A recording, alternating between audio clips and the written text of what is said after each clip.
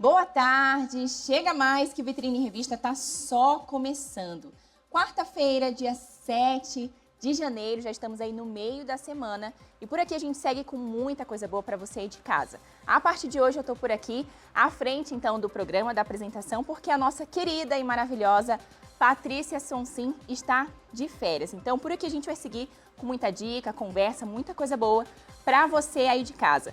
Vamos então conferir as atrações de hoje.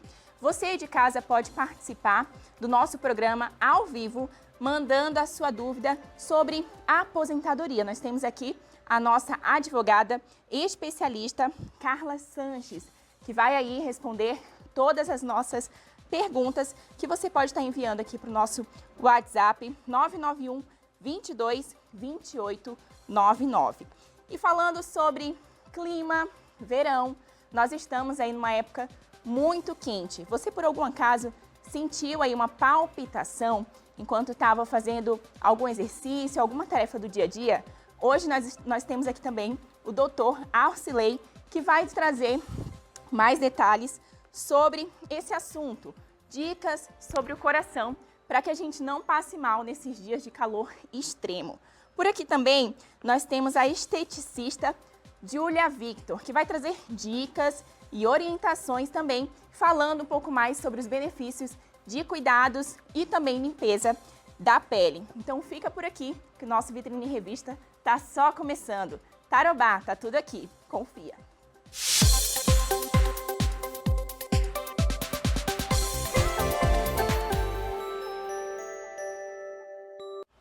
Bom, gente, nós estamos aqui já com a nossa advogada especialista, que vai trazer todos os detalhes e também tirar todas as nossas dúvidas sobre previdência, sobre aposentadoria, né? Como que dá para fazer? A dúvida que você tem aí na sua casa, você pode mandar aqui para o nosso WhatsApp. Boa tarde. Boa tarde, Pâmela. Boa tarde para todo mundo que está acompanhando a gente hoje. Seja muito bem-vinda. E eu já vou aqui para a nossa primeira dúvida, que é do Jair. Ele diz o seguinte: boa tarde, sofri um acidente de trabalho e estou encostado desde 2018. Fiquei com problema no joelho e estou aguardando uma cirurgia no braço. Tenho direito de me aposentar? Bem, nesse caso, né, como ele já vem recebendo o benefício do INSS, isso significa que ele vem passando por perícias e essas perícias ainda não constataram a incapacidade total. Então, provavelmente, ali a documentação que ele está levando ainda dá oportunidade para ele receber esse auxílio-doença. Ele só pode receber, né, ou pedir essa aposentadoria por invalidez se de fato houver ali uma constatação dessa incapacidade permanente. Mas isso depende muito da documentação e do médico que está acompanhando ele também. Mas se ele está recebendo ainda auxílio-doença, precisa permanecer nesse benefício. Pronto, então vamos lá então para a próxima pergunta, a pergunta da Marlene. Ela disse o seguinte: boa tarde, sou viúva e recebo pensão por morte. Se eu casar novamente, eu perco a minha pensão? Essa é uma dúvida muito comum e a resposta é não. Se essa pensão, né, por morte, ela vem do INSS, isso significa que você pode casar, pode até ter a sua própria aposentadoria. Porém, cuidado. Se essa pensão por morte ela vem de um vínculo, por exemplo, se seu esposo for militar, aí tem que tomar um pouquinho de cuidado, porque se você casar novamente, aí vai perder essa pensão. Mas se for uma pensão do regime geral, que a gente chama, né, que é do INSS, não tem problema nenhum, pode casar quantas vezes quiser. Então tem que ficar atenta somente a esse detalhe. Isso, para ver de onde veio essa pensão, né? Se for um servidor público também, dependendo, né? Se for da União, por exemplo, precisa verificar se é permitido. Mas na maioria das pensões, inclusive para servidor público, é permitido que a pessoa se case de novo e também receba a sua própria aposentadoria. Ok, então vamos lá para a próxima dúvida, que é a seguinte: tenho 57 anos de idade, 13 anos de insalubridade e 8 de carteira assinada. Já posso me aposentar? Bem, quando ele fala 13 anos de insalubridade, provavelmente ele está trabalhando aí numa atividade insalubre, né? Ele está exposto a ruído, um agente químico, um agente biológico. Isso vai ajudar, sim, na sua aposentadoria. Se for o caso de um homem, vai aumentar 40% cada ano trabalhado. Porém, somando, né, só 13 ali com 8, ainda não está chegando perto dos 30, se for mulher, ou 35, se for homem. Então, tem que ainda trabalhar um pouquinho mais. Mas é interessante buscar aí a sua contagem de tempo de contribuição com um profissional da área para verificar há quanto tempo ainda falta para essa aposentadoria. E se a atividade for insalubre, guardar sempre a documentação que a empresa entrega. Maravilha. Vamos então para a próxima pergunta, que é da Marlene. Boa tarde, eu tive câncer, fiz cirurgia e retirei as 2 mamas. Isso muda alguma coisa no processo de aposentadoria? Nesses casos, né, de mulheres que houve, né, a retirada da mama, é possível aí um enquadramento como uma aposentadoria ao deficiente. Então, isso significa que essa mulher ela vai continuar trabalhando, se isso não está incapacitando ela do trabalho, e ela vai ter uma aposentadoria um pouco mais cedo, mas tem que contribuir também para o INSS. E é muito importante, né? Se essa retirada das mamas não impede de trabalhar, não dá direito ao auxílio-doença, ela vai continuar ali trabalhando. Porém, se por algum motivo, né, impede ela de trabalhar, de continuar no emprego, é possível pegar a documentação e talvez uma aposentadoria por invalidez ou até mesmo um auxílio-doença. Ok. Então, a Josi pergunta o seguinte, doutora. Boa tarde. Trabalhei no sítio dos 9 aos 16 anos sem registro. Hoje eu tenho 52 anos de idade e 22 anos de contribuição. Já posso me aposentar? Nesse caso, ela ainda não tem os 62 anos de idade e somando o sítio, né, teria que chegar aos 30 anos de contribuição. O importante é que ela fala que ela trabalhou sem provas, né, sem registro em carteira, mas talvez ela tenha alguma prova dessa atividade rural, né? A gente sempre fala que quando vai comprovar a atividade rural em família, a gente vai pegar a documentação da família, às vezes no ficha de sindicato rural. Então, talvez ela esteja perto de aposentar, mas tem que ver certinho qual que é esse tempo rural e como ela pode provar isso que ela esteve trabalhando lá. De alguma forma tem que comprovar, então, que ela teve esse tempo de trabalho. Sim, não basta só, é uma pergunta até bem interessante, né? Porque antigamente, às vezes as pessoas só levavam as testemunhas para o INSS, né? O pessoal ia lá, declarava que a pessoa realmente trabalhou no sítio. Hoje, né, não é mais assim. Além das testemunhas, vai ser comprovado através de documentos. Precisa o que a gente chama de início de prova material. Então, tem que ter algum indício de que aquela pessoa estava na zona rural. Vou dar um exemplo. Tá. Essa pessoa se casou no sítio. Então, o marido, né, tem lá a profissão como lavrador. Isso já é uma prova. Irmãos que casaram no sítio e tem o pai como lavrador. Também é uma prova. Ficha de sindicato rural. O pai, às vezes, foi lá afiliado ao sindicato rural e tem aquela fichinha. Isso também é uma prova. Comprovantes também serviria como prova de pagamento? De que recebeu daquele proprietário, por exemplo? Sim, eventualmente sim. É que é muito mais difícil, né? Como a gente brinca no sítio, é muito, ainda mais anos atrás, né? Ali o acordo era muito verbal, né? Mas se essa pessoa tem recibo de pagamento, recibo ali, às vezes um livro de registro de pagamento, que a gente já viu também, algumas fazendas guardavam, isso também é prova sim. Perfeito. Só complementar com uma coisa, doutora, que meus sogros também passaram por isso, exatamente isso. Eles levaram testemunhas para poder comprovar que tiveram esse trabalho ali, né, que estava fora do registro. E eles, inclusive, conseguiram levar como prova a conta de luz, porque eles moravam na casa da propriedade. Isso. E eles pagavam ali a conta daquela casa, né, que eles moravam. O cliente geralmente chega no escritório e fala assim, não tenho prova. Mas ele tem muita prova, porque pouca coisa... Por exemplo, a conta de luz é uma prova, né, fortíssima de que essa pessoa estava ali residente naquele sítio. E muito difícil pessoas só residem no sítio quando o sítio não é delas, né? Ela está ali por um motivo, e é o trabalho. Então, qualquer coisinha ali que você ache daquela época é importante guardar, porque é prova sim.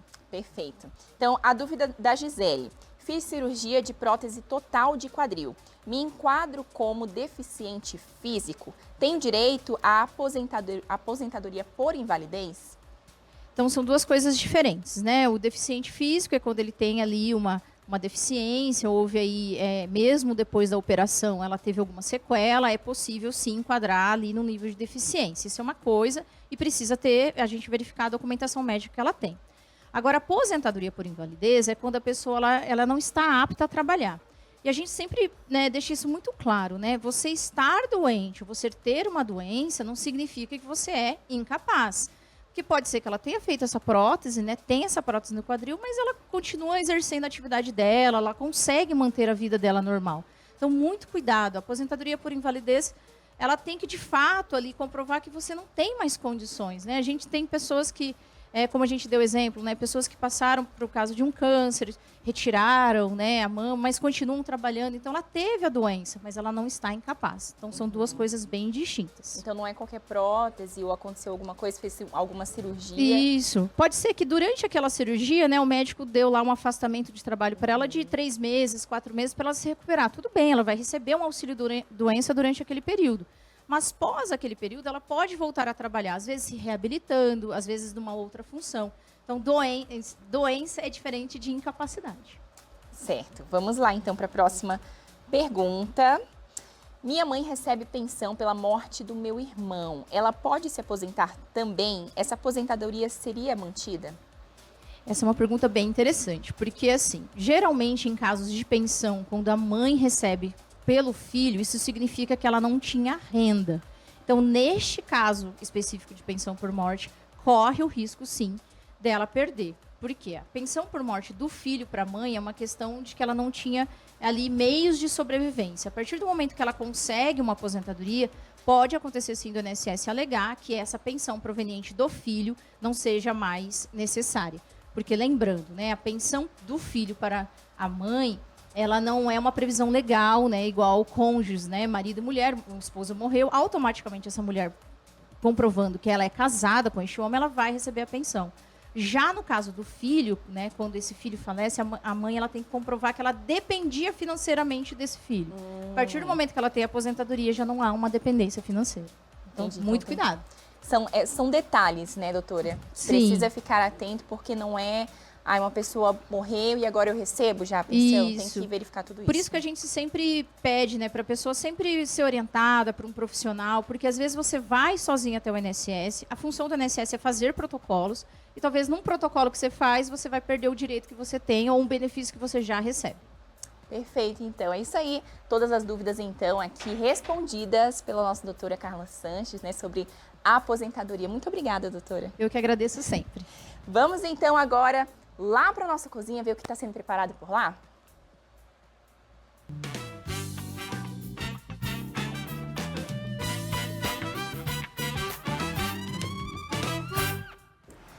Já estamos por aqui com a nossa chefe Ana Paz. Seja muito bem-vinda à nossa cozinha. Finalista, inclusive, do nosso Sou Chefe, né? Sou chefe cozinheiro amador. Olha aí, como que foi para você participar do nosso reality? Ah, foi incrível. Foi uma experiência maravilhosa. Aprendeu bastante coisa, fez bastante comida boa. Aprendi muita coisa. Os jurados foram incríveis. Aprendi, eles ensinaram muitas dicas. E foi uma experiência, assim, que foi um desafio próprio, né? Eu me desafiando a minha capacidade, a minha experiência. Já tinha participado de algo parecido, assim? Nunca participei. Gostou? Foi a primeira vez. Gostei, quero mais. E agora tá por aí fazendo várias receitas. Você já fazia antes do reality? Já fazia em casa, para a família, para os amigos, mas assim, participar de algum outro meio na cozinha, nunca. Foi a primeira experiência. E hoje você está aqui na nossa cozinha, então, para fazer o quê? Conta pra gente. Hoje eu trouxe um prato bem rápido, prático e delicioso. E delicioso, gente, porque o ingrediente principal é o quê? Peixe. Peixe. Um prato muito fácil, muito rápido e assim, eu acho que compõe muito o nosso dia a dia. Hoje em dia a gente não tem quase muito tempo para cozinhar, tá lá, né, ficar na cozinha. E o peixe é muito rápido e muito prático. E além de ser prático e rápido, tem que ser bom, né? Isso aí. Tem que ser o sabor contar. Saudável também, Saudável né? também. Eu amo, quando falo em praticidade, é comigo. Porque eu também, quando falo em comida... Ah, então você vai gostar. Eu não gosto de ficar horas e horas na beira do fogão. Pra mim tem que ser uma coisa assim rápida, que a gente já come, já dá tudo certo. E aqui, então, a gente vai precisar do quê, Ana? Hoje nós vamos fazer o filé de tilápia. Eu trouxe limão. Tempera com limão. Limão é essencial, né? Para dar um sabor. Sal. Sal. Esse salzinho, ele é temperado já. Eu já ia perguntar, porque tá ali.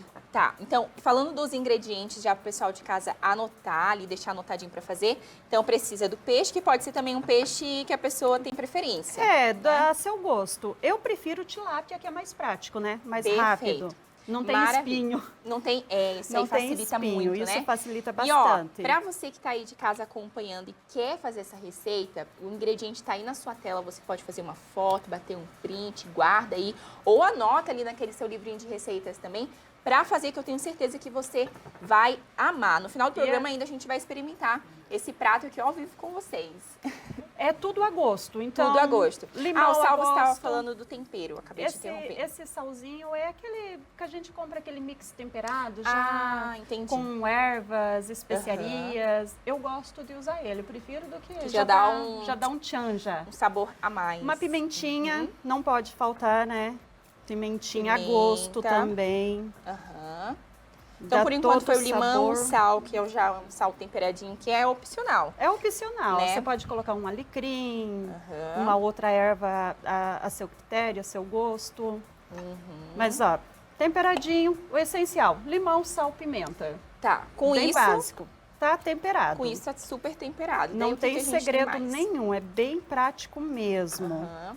Tô vendo que aqui é leite. Leite de coco, Leite de coco. e creme de leite. E creme de leite, tá. Esse daqui vai para a frigideira, a gente vai gratinar ele Aham. bem rapidinho. Depois, na mesma frigideira, é uma panela só. Depois, na mesma frigideira, nós colocamos a cebola, dá aquela dourada nela, no azeite. Colocou a cebola, já coloca o creme de leite e o leite de coco e já faz um molhozinho. Bem prático, eu falei que era prático. Tudo na mesma panela ainda, Tudo melhor na mesma panela, ainda, daí não não faz tem- aquela sujeira. É, não suja a louça, ninguém fica esperando lá 2 Verdade, horas brigando pra lavando lavar a louça. louça. É que lá em casa é assim, ó, se eu faço a comida, meu marido fica responsável de lavar. Se ele faz, daí eu lavo, né? Mas Porque daí aí a não gente tem a divide briga, você sujou muita louça. É, ele sempre suja mais, não sei por quê. Por que homem suja tanta louça pra Eu fazer gosto de uma ver na cozinha. Tá, então depois a gente vai usar o fundinho ali depois de gratinar o peixe. Depois da gente gratinar o peixe aqui na Aham. frigideira, o mesmo fundinho já para dar aquele sabor Entendi. no azeite, douramos a cebola. Tá. Cebola, acrescenta o creme de leite e o leite de coco. Perfeito, E então. tá feito a misturinha. Tá, e daí a gente tá falando do principal, que pode ser até a gente consegue comer sozinho o peixe com esse molhinho, né? Mas o que Sim. a gente consegue trazer de acompanhamento pra esse prato? Uma batata gratinada, legumes. Os legumes são bem-vindos com o peixe. O peixe combina, Um hein? arroz. Combina bem. Ou simples uma salada. Uma salada verde também super combina. Quanto mais assim, aí depende Ah, e um do teu arrozinho gosto. branquinho também. Arroz né? é bom, né? Arroz combina com tudo. Combina com tudo. Combina com tudo. O peixe, então, ele em regra tem que ser gratinado. A gente consegue levar pro forno. Ele vai demorar mais tempo daí.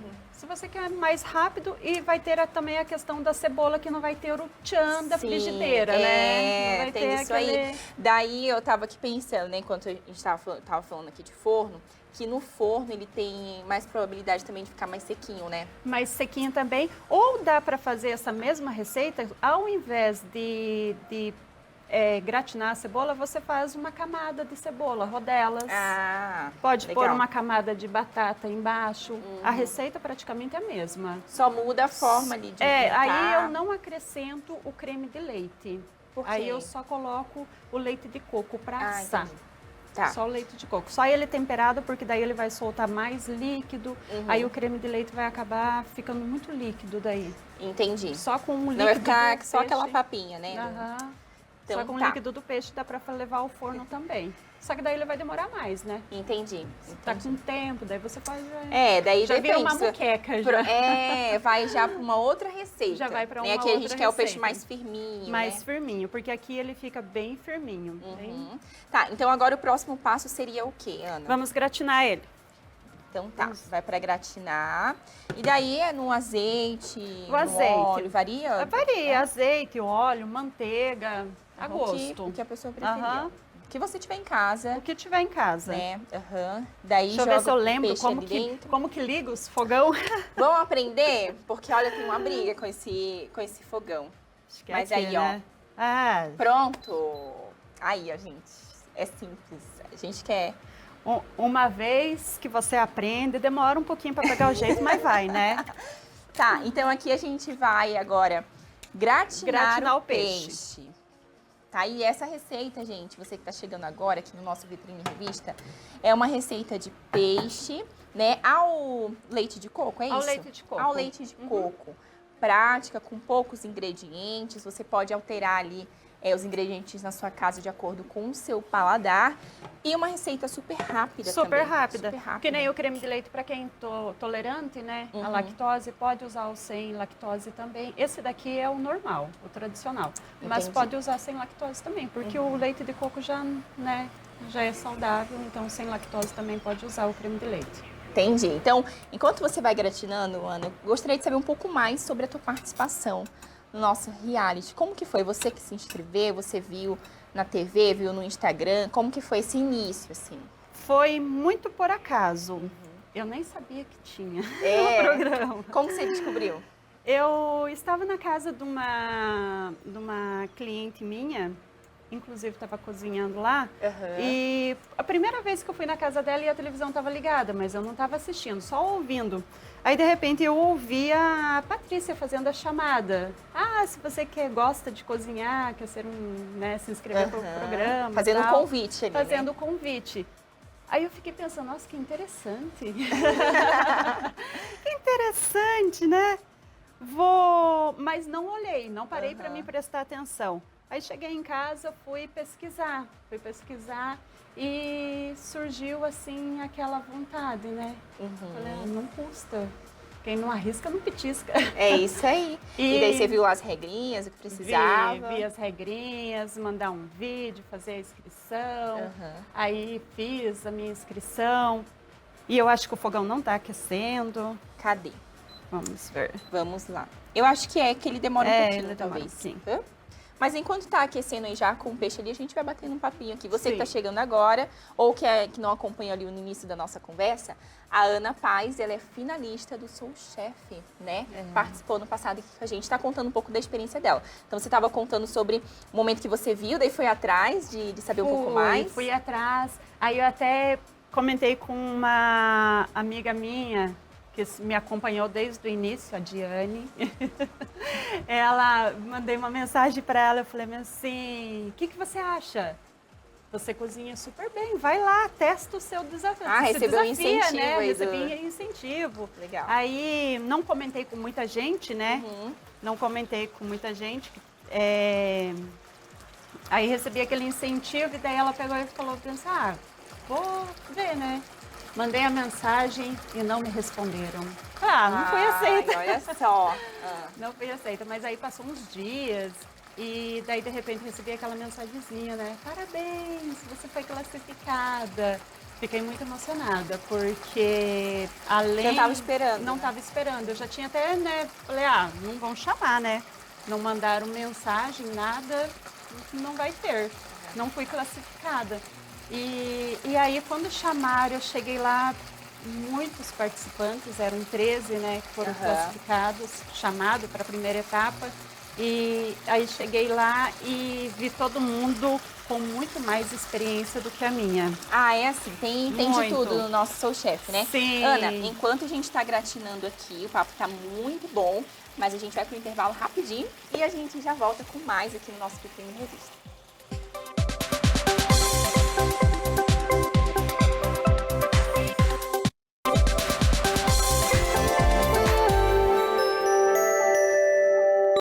Voltamos então com o nosso Vitrine Revista e agora nós vamos ao vivo da redação da Tarobá com a repórter Gemima de Oliveira. Gemima, seja bem-vinda, boa tarde. Olá, Pamela, boa tarde para quem está acompanhando o Vitrine Revista. O destaque do portal de hoje é sobre um caso que ganhou repercussão nas redes sociais, sobre uma mulher que foi enganada por um falso Brad Pitt na véspera de Natal no Rio Grande do Sul. O que aconteceu foi que a mulher aguardava pelo ator no aeroporto de Erechim, que fica no norte do Rio Grande do Sul, quando foi abordada por policiais militares que estranharam que a mulher estava passando muito tempo estacionada ali no aeroporto, então foi questionada. Ao dizer aos policiais, então, que ela se relacionava há 2 meses com o suposto Brad Pitt, mas por conta da agenda apertada do suposto ator, ela se comunicava com a gerência dele. O plano era buscar o ator no aeroporto, passar 2 dias em Erechim em um hotel e depois seguir para São Valentim, que fica próximo à cidade. E o plano final dos dois era casar e morar no Rio Grande do Sul. Por conta do estranhamento dos policiais, ela foi questionada novamente sobre ser uma tentativa de golpe de alguma pessoa, ou como outras coisas acontecem na internet parecidas com isso, mas ela indicou aos policiais que ela não fez nenhuma transferência financeira para qualquer pessoa envolvida no caso. A mulher falou também aos policiais que o que fez ela acreditar ainda mais que fosse verdade que o ator estava falando com ela foi que ela fez chamadas com ele, chamadas por vídeo, em que ele aparecia nessas chamadas de vídeo. Aqui no portal Tarobá é possível conferir mais detalhes desse caso que chama a atenção e também ganhou muita repercussão. Outro destaque do portal Tarobá foi sobre uma surpresa que Wagner Moura, ator do filme Agente Secreto, que tem feito muito sucesso nos Estados Unidos, ganhou em uma premiação em Nova York, nos Estados Unidos. O ator ele foi surpreendido com um nome dado a um drink, que foi o Wagner Moura Tini, um drink que foi servido na ocasião para comemorar a vitória do ator na premiação e também a vitória do filme Agente Secreto na categoria de filme estrangeiro.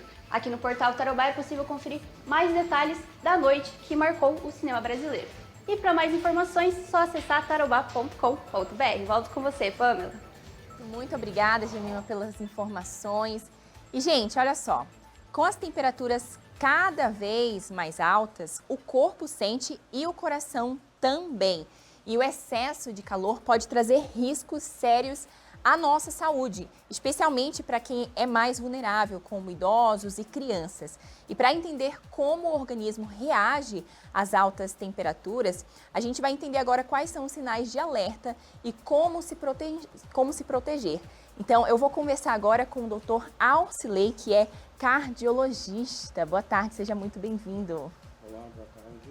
Boa tarde. Então, a gente vai falar sobre esse assunto, que é um assunto delicado, né? Opa, vamos só fazer a troca aqui. Pronto, boa tarde novamente. Agora sim, boa tarde. Agora sim.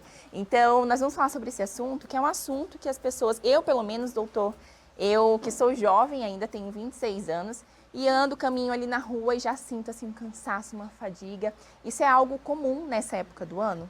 Sim, exatamente, né? Essa estação do ano, o verão, que é uma época que nós podemos curtir e fazer atividades ao ar livre, é uma época que se torna perigosa principalmente pelas ondas de calor, né? Como nós podemos observar recentemente, dias, e não só durante o dia, mas também noites muito quentes, e a gente sabe que isso está diretamente relacionado a complicações cardiovasculares. Complicações essas como infarto e derrame cerebral, que é o AVC. Uhum. Então, é algo muito sério, né? Que pode começar com algo pequeno, mas que pode progredir para um assunto mais sério. É importante a gente entender que as altas temperaturas, elas consequentemente vão aumentar a temperatura corporal. E aí existe um centro regulador do organismo para fazer essa adaptação, para fazer o controle da temperatura adequada. E isso ativa um sistema termorregulador que está localizado lá no cérebro e que vai acionar seus mecanismos de defesa, de adaptação. Por exemplo, vasodilatação cutânea, o que é isso? A dilatação dos vasos sanguíneos. A gente muitas vezes consegue até observar que as pessoas estão com a cor mais avermelhada, a gente começa a suar mais. São mecanismos que vão propiciar a redução da temperatura corporal, como um método de defesa. Mas isso tem um custo, né? Isso faz com que o coração trabalhe mais rapidamente, que isso exija mais do coração, aumentando assim o estresse cardiovascular, aumentando assim o risco de eventos agudos, ou seja, o risco de complicações e até mesmo a morte. E tem pessoas que às vezes acabam descobrindo que tem algum tipo de doença mais nesse período por conta de forçar mais, acho que dá para a gente dizer assim, o coração? Como com as altas temperaturas o coração é mais exigido, aquelas pessoas que já têm uma condição Por exemplo, tem história de infarto, já fez cateterismo, fez um tratamento de angioplastia, pacientes que têm insuficiência cardíaca, os pacientes que têm hipertensão, esses pacientes, eles são mais susceptíveis às complicações das altas temperaturas. Por quê? Porque a alta temperatura, como nós falamos, aumenta o estresse cardiovascular, aumenta o trabalho do coração. E isso faz com que eventos como arritmias, infarto, o colapso cardíaco possa acontecer. Entendi. Doutor, assim, eu sou de fora, eu sou lá do norte, então eu percebo que aqui a gente tem essa questão do inverno, daqui a pouco é verão, né? Tá mais quente, tá mais frio. Lá no norte é o ano todinho quente, então a gente talvez crie uma adaptação para aquele clima. Mas aqui a gente que tem essa variação de estação, é mais provável que as pessoas tenham essa tendência a ter algum tipo de problema no coração? O que nós sabemos é que as temperaturas extremas são prejudiciais. Né? Isso serve não só para o calor, para o verão que nós estamos vivendo agora, mas também nós observamos no inverno, onde as temperaturas muito baixas também podem precipitar eventos cardiovasculares. Então, mas o nosso organismo tem um mecanismo de defesa. Então, tanto no inverno quanto no verão, esse sistema termorregulador ele vai trabalhando para que a gente possa manter uma temperatura corporal adequada e evitar as complicações. Porém, nos extremos, né, seja no calor ou no inverno, no frio, as complicações ocorrem. E aí é importante a gente lembrar que as crianças, que os idosos, eles são mais vulneráveis. Por quê? Primeiro que nós podemos considerar que as crianças têm um sistema de resposta ainda imaturo, uma capacidade de adaptação menor.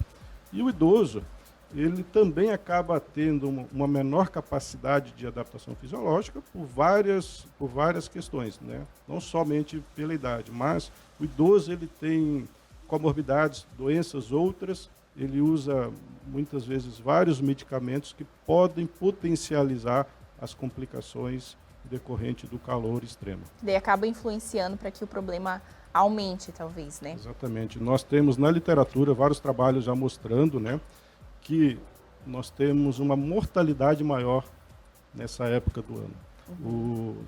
Se nós fizermos uma pesquisa na cidade, por exemplo, em Cascavel, que está vivendo esse tempo aí muito quente, possivelmente nós vamos constatar que o pronto-socorro dos hospitais, eles têm um número de atendimento maior, de complicações decorrentes do calor extremo.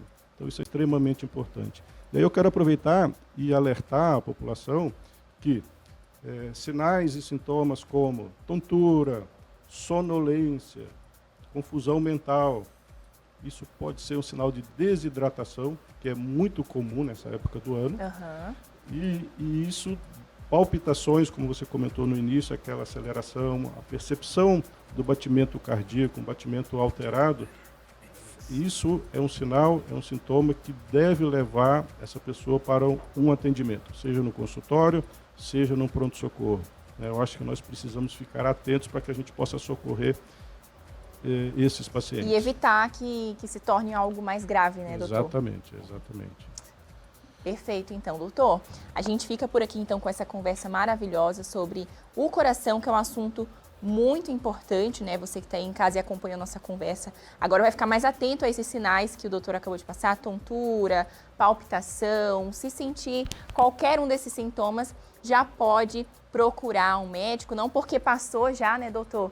Daí vai deixar para lá, tem que procurar um médico. Exatamente. E aí, para finalizar, também é importante a gente enfatizar que aquelas pessoas que utilizam medicamentos de uso contínuo, que não suspendam por conta própria, por causa do calor. A gente sabe que no calor a pressão tende a ficar mais baixa. Então não pare por conta própria. Procure o seu médico, converse com o seu médico, receba a orientação adequada para que não haja uma descompensação do tratamento da sua doença. Isso também é uma situação muito complicada. Então, temos que ficar atentos, procure o seu médico, tenha atenção com sinais e sintomas, divirtam-se nesse verão, pratique atividade física, mas procure lugares arejados, com sombra, e evite aqueles horários de maior incidência, né, de sol, que é das 10 às 16 horas. Perfeito. Muito obrigada, doutor, pela sua participação. Eu que agradeço. Pessoal, vocês sabiam que existe em Foz do Iguaçu um espaço dedicado à memória de Santos Dumont?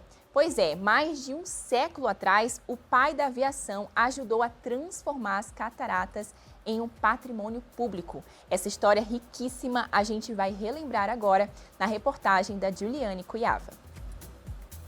Nem todo mundo sabe, mas se hoje as cataratas do Iguaçu pertencem ao povo brasileiro, muito se deve à coragem e à influência de Alberto Santos Dumont. Em 1916, ao visitar a região, o inventor ficou impressionado com a beleza natural e não se conformou ao saber que o atrativo era uma propriedade particular. Foi até Curitiba e pressionou pessoalmente o então governador do estado. Tudo indica que a Argentina já divulgava as cataratas nas grandes feiras mundiais. Então Santos Dumont veio para um evento de aviação no Chile e foi convidado para conhecer as cataratas do lado argentino. Aí eu costumo dizer, imagina que a população do vilarejo da Vila Iguaçu fica sabendo que uma celebridade mundial, mas um brasileiro, desembarcou do outro lado do rio onde era a Argentina. É como se o Pelé tivesse desembarcado, o Ayrton Senna. Eles ficaram alvoroçados e decidiram convidá-lo para conhecer as cataratas do lado de cá também. Não tinha ainda muita infraestrutura, tá? As coisas estavam iniciando, eram relativamente precárias. Mas ele aceitou o convite e veio. E quando ele conheceu as cataratas do lado de cá, convidado por Frederico Engel, que é o primeiro hoteleiro da nossa cidade, e soube que aquela sequência de cachoeiras, que é uma coisa impressionante, tinha dono, ele não se conformou. Então ele mudou o rumo da viagem dele. Em vez de ir para o Rio de Janeiro, ele foi a Curitiba falar com o governador para que desapropriasse aquelas terras e tornasse aquela área uma área pública. E foi atendido. 3 meses depois saiu o decreto. Essa história ganhou vida em Foz do Iguaçu, numa exposição aberta ao público.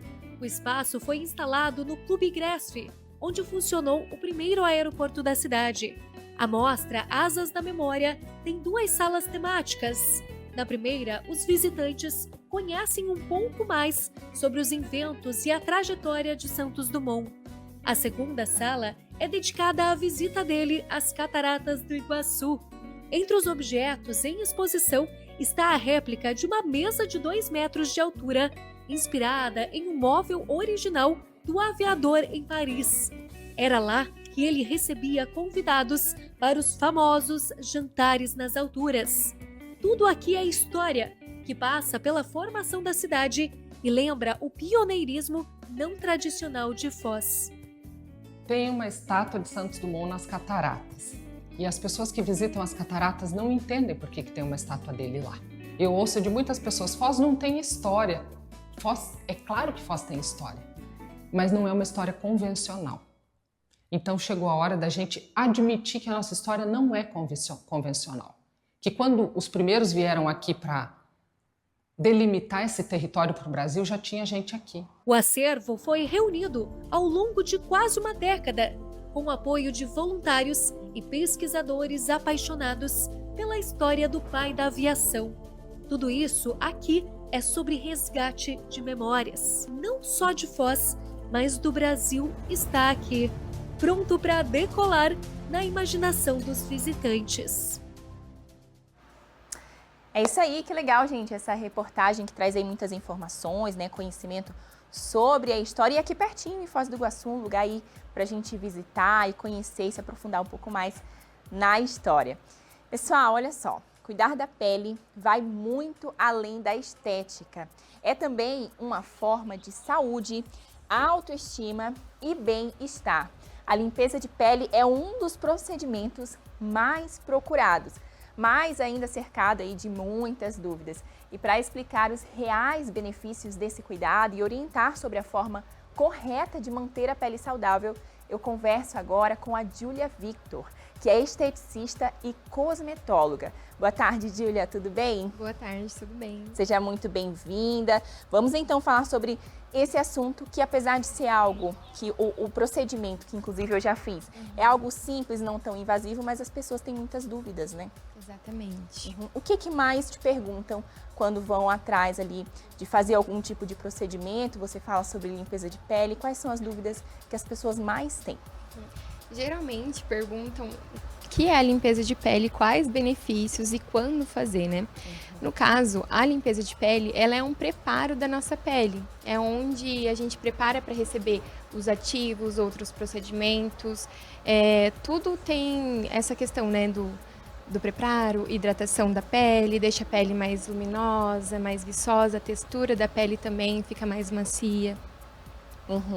Então, a limpeza de pele, ela é algo que a pessoa precisa fazer com uma frequência, por um período específico? Sim, na verdade, sim, depende muito do paciente, né? Tem pacientes ali que a gente recomenda a cada 30 dias, quando é uma pele mais tranquila. Porém, quando é uma pele que exige um pouco menos de tempo, exige mais procedimentos para serem feitos, a gente recomenda fazer antes, né? Ali 30 dias, nesse meio tempo. Porém, quando é mais tranquila, 60 dias, 2 meses, a cada 3 meses fazer uma limpeza de pele. E o clima, ele influencia na questão da necessidade de limpeza ou não? Influencia. Geralmente, quando está mais calor, a nossa pele tende a ficar mais oleosa, né? Então, a gente necessita ali fazer uma limpeza mais regularmente. Quando é mais frio, tá mais inverno, a nossa pele tende a ficar mais seca e mais descamativa também. E a gente precisa entrar com mais hidratação na nossa pele. Inclusive, a gente viu agora algumas imagens. Ali é você fazendo os procedimentos. Exatamente. Né? Explica pra gente um pouco do que a gente estava acompanhando aqui na nossa tela, né? Que eu vi ali que espreme algumas espinhas. Como que é esse processo, assim? O que é feito no rosto da pessoa? Na verdade, a gente sempre começa higienizando a pele, depois esfoliando, removendo o excesso de células mortas. Aí depois a gente vai para o processo de emoliência da pele. Então, esse processo da emoliência, a gente consegue amolecer os cravinhos, dilatar os poros para a gente conseguir extrair. Então, por isso que eu nunca nem recomendo fazer em casa, porque em casa não tem um preparo da pele. Então, às vezes, só machuca e irrita, né? E prolifera as bactérias também. Então, eu sempre falo para fazer em consultório, né? Com um profissional qualificado, porque é muito importante essa questão da emoliência mesmo. E também nessa questão, depois da hidratação, eu faço uma hidratação dependendo o que o rosto da cliente me pede. A gente faz uma avaliação ali, é preciso, ela tem mais questão de manchas ou mais acnes, então a gente vai usar ativos para aquela função e aquela finalidade. E depois eu faço os meus procedimentos com a cabine, que é essa cabine de LED terapia. Que é essa que a gente está vendo agora. Isso, exatamente. Ela é bactericida, fungicida, hidrata a pele profundamente também, é anti-inflamatória, então ela acalma, porque assim, quando a gente costuma fazer a limpeza de pele, a nossa pele fica bem vermelha, bem irritada, e fica mais sensível. Bem sensível. Então, esse LED terapia, ele ajuda a amenizar esses processos inflamatórios. E também não ficar muito essa questão de... ajuda na questão do controle de oleosidade. Então, para quem tem acne, eu super recomendo também. Para quem tem manchas, também ajuda a clarear. E também é um momento de lazer, um momento de descanso, né? Que a gente dá uma pausa. Você tá falando aqui, eu tô só imaginando. Acho que a última vez que eu fiz faz tempo, eu tenho que fazer, inclusive. Isso. Porque é um momento, assim, de relaxar, né? Exatamente. E não dói, né? Essa é uma coisa que me perguntaram quando eu fiz. Ele dói mais na questão da extração ali, que é um desconfortozinho. Mas nos outros processos, que é máscara, hidratante, LED terapia, a preparação da pele, então é tudo bem tranquilo e leva em torno ali de 1h30 o procedimento. Então é bem tranquilo mesmo. Tá. E os cuidados, depois que termina de fazer a limpeza de pele, tem algo específico, talvez por conta do sol, alguma coisa nesse sentido? Com certeza. A gente tem que cuidar a questão do sol, tá? Como a nossa pele fica sensibilizada após a limpeza, após o procedimento, nós precisamos cuidar pelo menos 48 horas após e fazer ali o uso da proteção solar. Também cuidar para não ir em mar, em piscina. E também essa questão, hidratar muito a pele. Eu sempre indico passar um cremezinho para hidratar, né? Para não sensibilizar, ficar sensibilizada depois, então... Fica muito exposta ao sol isso, também. E protetor solar? Protetor solar, muito. E, inclusive... Agora, deixa eu soltar a pergunta aqui, Júlia. Você aí de casa tem o hábito de passar protetor solar todos os dias, no rosto, assim, principalmente, né, antes de sair de casa? Ainda não tem? Olha só, Júlia, aproveitando que a gente soltou aqui essa dúvida, por que é necessário passar o protetor solar? A gente sabe que protege, né, que é para proteger do sol, etc. Mas o que acontece? Eu deixo o meu rosto protegido, isso evita certas doenças? Como que funciona? Exatamente, principalmente o câncer de pele, né? Então, os raios solares, tem o UVB, UVA, então, cada raios, eles são prejudiciais. Uns, né, ele vai causar manchas, tem a questão do melasma, e uma vez que a gente tem melasma, não tem cura, mas tem tratamento. A questão também, o sol ele sensibiliza e envelhece a nossa pele, a gente envelhece precocemente, a gente pode envelhecer naturalmente, né? Porém, com a questão do sol, a gente envelhece precocemente. Ele acelera esse processo. Exatamente, ele acelera o processo de envelhecimento. Então, com a proteção solar, né, ele vai evitar esses danos causados pelo sol. E para ter um bom resultado, tem que ter todos esses cuidados, né? A limpeza de pele, que é algo ali que você pode fazer a cada quanto tempo, você falou? Geralmente a cada 30 dias. 30 dias. Ou a cada 2 meses, mas sempre a gente vai avaliar a pele certinho e recomendar para o paciente. E os cuidados continuam em casa. Exatamente, como skincare. O básico do básico é higienizar, hidratar e protetor solar. É o básico do básico. Higienizar, hidratar e protetor solar. A higienização, água e sabão. Isso? É um sabonete específico para a pele do rosto, porque a pele do corpo, tudo, né, muda. Se a gente usar um sabonete para o corpo, usar no rosto, muda o pH. Então, pode ser que aconteça o descontrole da oleosidade, dá mais acne, espinhas. Então, a gente tem que cuidar bastante nessa questão também de usar aquele produto que é indicado somente para o rosto. Sim, e falando não, mas ainda dentro do assunto de clima, verão, calor, e a hidratação, ela influencia na saúde da nossa pele? Com certeza. Hidratar a pele, tanto com produtos hidratantes e também com água, ajuda muito, né? Para não ressecar e também para não dar muita questão da oleosidade mesmo também. Perfeito. Júlia, muito obrigada pela conversa, sempre muito bem-vinda por aqui. Obrigada, eu que agradeço. Pessoal, nós vamos agora para o intervalo rápido e a gente já volta com o nosso Vitrine Revista.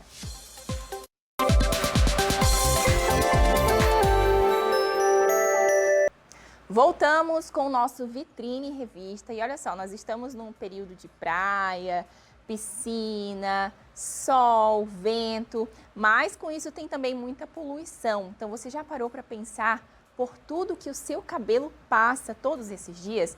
Os fios estão sempre expostos a agentes agressores em qualquer ambiente. E é exatamente por isso que a Biostratos apresenta a linha Mais Proteção, um verdadeiro escudo para a beleza dos seus cabelos.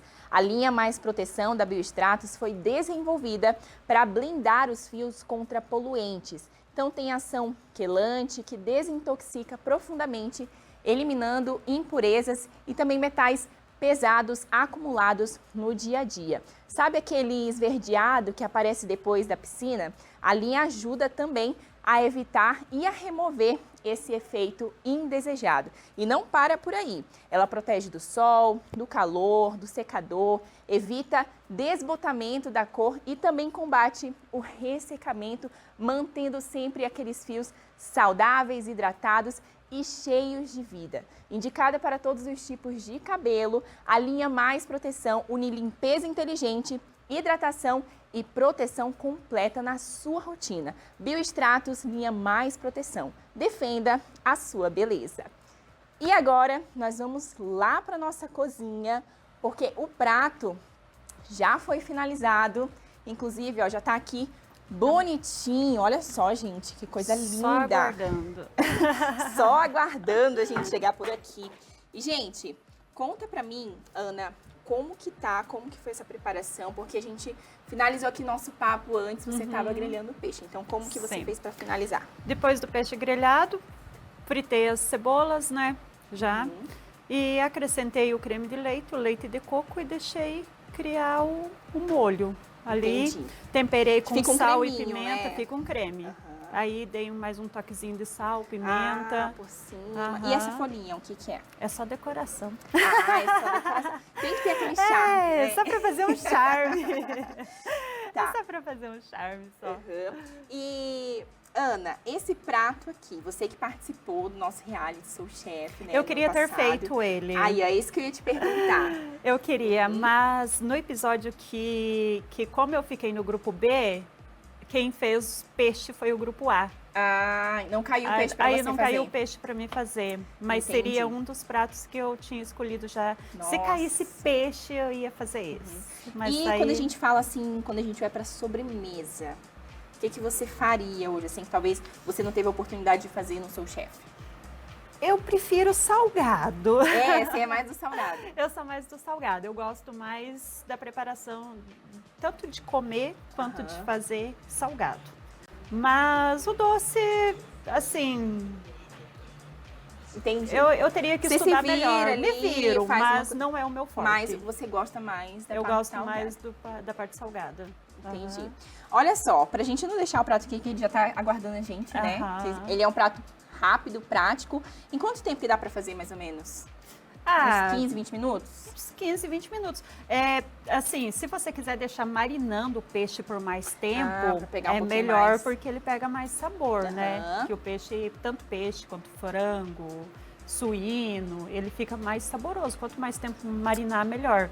Aham. Mas questão de muito rápido, 15, 20 minutos no máximo ele tá pronto. Tá. É bem rápido e prático Então, mesmo. gente, pra gente não fazer desfeita com esse prato lindo que tá aqui na minha frente, eu vou provar. Enquanto isso, a Ana vai recapitulando aqui os ingredientes que a gente usou, pode ser? Pode, aham. Então tá, vamos lá, Ana, o que a gente precisou? Filé de tilápia, sal, pimenta, limão a gosto, grelha tudo na mesma panela. Ficou bom. Tô sentindo tudo isso que você tá falando. E eu fica o caprichei no creminho. limão. O limão dá um sabor maravilhoso Nossa, no verdade. peixe. Eu amo Aham. limão, gente. No peixe ainda. Fica muito bom. Esse creminho maravilhoso. É muito gostoso. E ele combina com outras coisas também, esse creme. Você pode fazer com frango. Não Aham. precisa ser só com peixe. Sim, Pode vai com colocar no outras frango coisas. também. E Ana, Um frango pra quem que grelhado vai também. o beijo, o abraço de hoje? Ai, Enquanto eu como aqui, tá, gente? Que eu vou comer. o peixe vai especial para minha amiga Diane, que ela que me apoia, me acompanha. Para minha filha que está assistindo o programa de casa, para minha tia Rosinha. Ai, tem uma imensidão de beijos. Família, Para minha os família, para amigos. minha mãe, para meus irmãos. Estão todo mundo me acompanhando, todo mundo feliz. É isso aí. Torcendo por mim. Pessoal. O programa acabou, mas a torcida continua. Torcida continua. Isso. E ó, por aqui, muita coisa boa no Vitrine Revista. Amanhã nós estamos de volta aqui com mais conteúdo muito bom aí pra você aproveitar, tirar dúvidas, aprender um pouco mais. Por aqui a gente vai ficando com esse prato maravilhoso. Espero que você faça aí na sua casa também, tá bom? Até mais, até a próxima. Tchau!